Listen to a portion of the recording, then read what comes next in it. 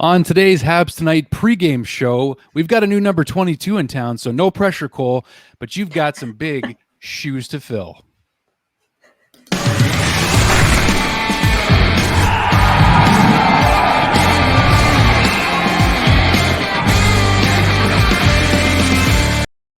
What's going on, guys? Welcome to the pregame show. That was a fun little intro, eh, Nick? Yeah, love doing it that way.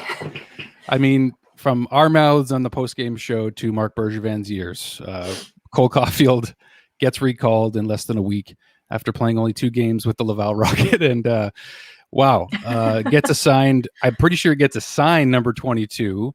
So Yep. that was just crazy interesting. As we talked about, Dale had some comments which were just released on our Habs YouTube channel about not bringing up Caufield too soon, and the Habs didn't listen.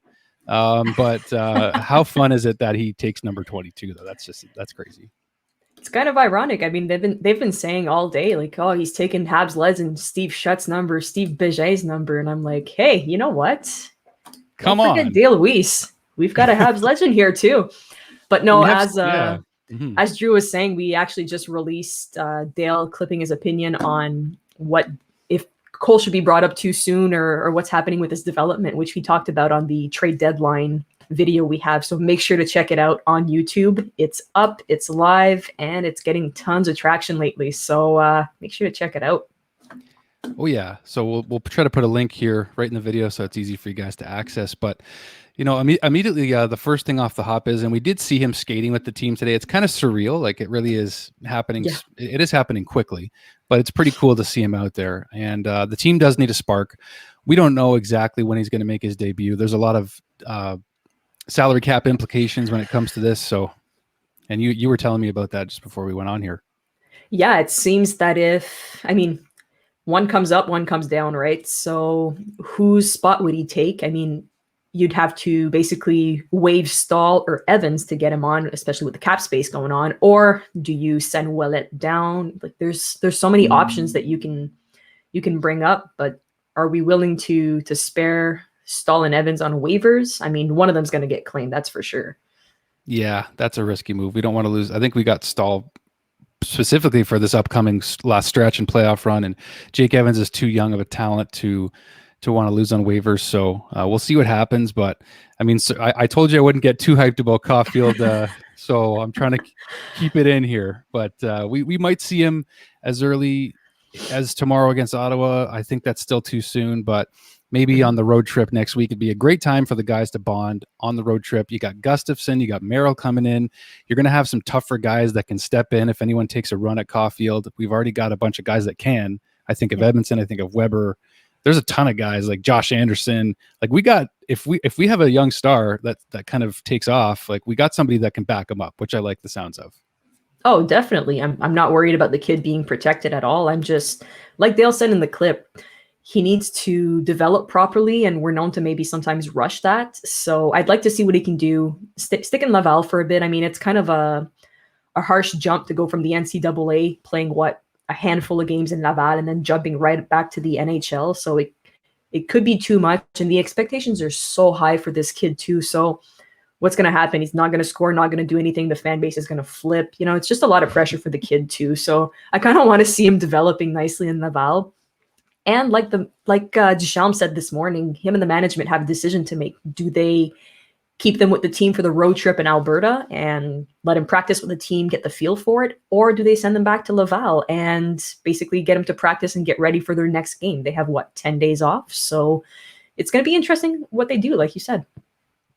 Yeah, if they can get game action in for Cole, I'm sure they're going to send him down maybe to Laval. But if they can give him a quick look with Montreal, they're certainly going to try to do that. But the thing about Cole, I guess the reason I've been a little bit extra excited about him is because you can tell when a guy is going to be able to embrace that pressure and excel with it. Like, you know, when guys come to this market, it's going to go one way or the other a lot of times, right?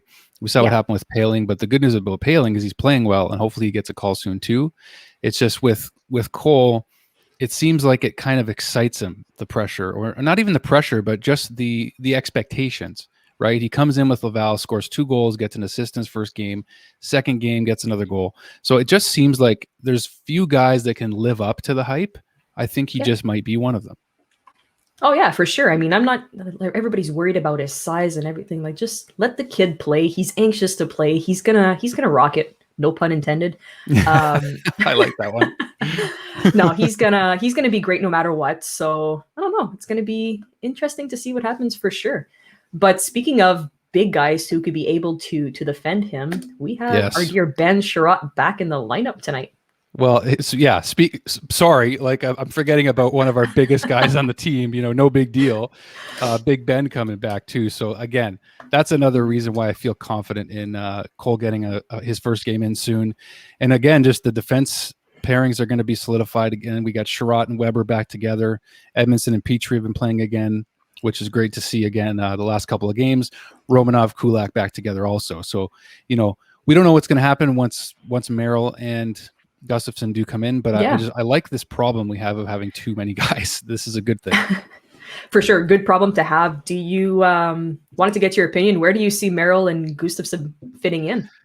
Well, it seems like Gustafsson was a power play specialist in Chicago. That's the word we got, and even Dale said on our trade deadline special he has a lot of talent. So we could really use another boost. The power play's been struggling again lately too. Could use him maybe next to Weber or Petrie on the power play.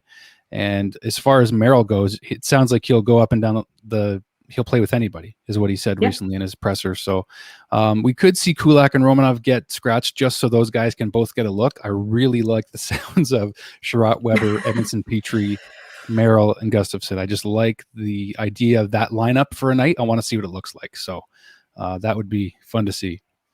Yeah, for sure. You're gonna have to try them at different spots and see what happens. But let's not forget, Gustafsson was a 60-point player in 79 games 2 years ago, and Dale spoke very highly of him. So I can't wait to see what he's going to do with a change of pace and change of team. He's going to be a good one to have. I'm not worried about him. And we practically got him for like free. Yeah. Well, that's the Insane. thing too. Yeah, he got like 16, 17 goals in that one season with Chicago. And yeah, not worried about him either. I think it's amazing what a fresh start can do for guys. I mean, Dale will be the first one to tell you when he came to the Habs in 2014, he just took off like a rocket because all it took was one coach to believe in him. And if you have the right coach, and I noticed recently with Don Ducharme, he's really been like in that Leafs game last week when they really played well against them. He was really communicating well with like Weber, a lot of the players having great interaction. There was just a lot of energy on the bench, a lot of conversation. I like seeing that, especially going down here. So this next road trip could really help the guys bond and really take this next push. And we got Carey Price also waiting in the wings here too. We can't forget Carey is, if all goes well, going to back up Jake Allen tonight. So it sounds like we could see Carey tomorrow night against Ottawa. Yeah, that's going to be great. It's going to be great to have Carey back. I mean, he was practicing this morning, and even on his day off yesterday was on the ice with Corey Perry getting some shots. And so both of them were looking pretty good. Got to appreciate the hard work and dedication for sure. Can't wait to see him back. I hope he plays tomorrow too, just to get his groove back. It's going to be good to see. So excited to have Carey back in the lineup. And I guess I don't know if there's any changes to the lineup. Maybe just Lehkonen in for Evans. Not sure if Evans was in last game. I didn't get to watch the last game because we were doing the interview with Devin Didiamidi with Brandon and Dale on really Wednesdays. So we didn't get to watch the game, unfortunately, and sounds like it was a tough one to watch anyways. So let's hope today they bounce back. We haven't been getting much luck against Markstrom. I don't know if he's in net tonight or it's going to be, I think it's Louis Domingue who's their backup, if I'm not mistaken. Yep. So after I was going to say he went to Toronto, their last backup. Daniel Riddick. Riddick, right? Yeah, Riddick. So you are correct on that, I believe. So yeah, I know that the guys could really use a good win against Calgary because Calgary's trailing us right now, 4 points in the standings. So they've just been finding their rhythm, and we have to find a way to answer it tonight. That's for 100% sure. Pretty important. I mean, quick stats about Markstrom here. In his last 3 games, he's got 3 wins, 1 shutout. He's only got 3 goals allowed, and his save percentage is .957, which is just insane. I mean, I don't know what this guy's doing against us, but we need to find a way to get the puck in. I mean, I was pretty happy last game. The only replay, obviously, that I saw was Kulak getting his first goal in 2 years, I think. Yep. So pretty happy for our boy Kulak. Sounds like he played a good game. So hopefully he can carry that up tonight and knock a few more in. Yeah, I know. I hope we just have something positive to take out of this game in terms of, especially a win, because we know, things get pretty fiery on Twitter after a game when the Habs lose, and but we're not about that. That's not what we do. We try to find the silver lining in absolutely everything. We're still honest, but we're respectful, and I think that's such a key to our show. Speaking of shows, post-game show tonight, we may have, we got to get a confirmation still, but we may have a special guest doing the post-game show tonight, and Nick, subtle hint here. But yeah. Very subtle hint. And we also want to remind you guys that tonight's game is at 6 p.m. Eastern. Do not forget, it is not later. And tomorrow's game is also at 4 p.m. So we've got 2 early games coming for you. And we should have a pregame show with Drew and myself tomorrow as well. So please stay tuned for that. Drew, before we cap off, any predictions for tonight? I don't know why he always has to come to mind. It's like you guys have this fixation with him. But Kotkaniemi comes to mind. I really, really, really, like the rest of Montreal fans everywhere, want to see Jonathan Drouin get that monkey off his back. So I'm going to go KK and Joe. That's going to be my calls to score tonight. Okay, that's not too bad. Final score prediction? 3-2, tight game. I'm going to go 3-2 Montreal. Regulation time? I don't care. Just get this win. Just win. I don't care how you do it. Just get the 2 points, bros. That's what for sure. Sure. And I think I'm gonna go with my boy Ebs. Yes. Oh, that'd be awesome. I just want to see bounce a nice clapper. Yeah, I would love to see that. Bounce back game. I mean, he's had a couple, bad giveaways in the last 2 games, but I mean, if you take a look at the video that we released this week, Dale speaks very highly of Weber, his impact he has in the locker room, and great leadership. So I'm not worried for our boy Webbs. Just be patient. I think he's going to have a killer game tonight, and I'm expecting a 2-1 win from Montreal. Like I said, my boy Weber going to have a good game, and I think Johnny Drouin is going to have a good game as well. Yeah, I can't wait to see what they can do in a bounce back here. It would be really good for everybody. But like you said, Webbs is still Weber. He's a Hall of Famer. He's done too much for us to think that he can't show what he can really do, and that's just it. So anyway, but we'll see you guys hopefully post game tonight. Go Habs, go. And Nick, thanks as always, and we'll see you guys very soon.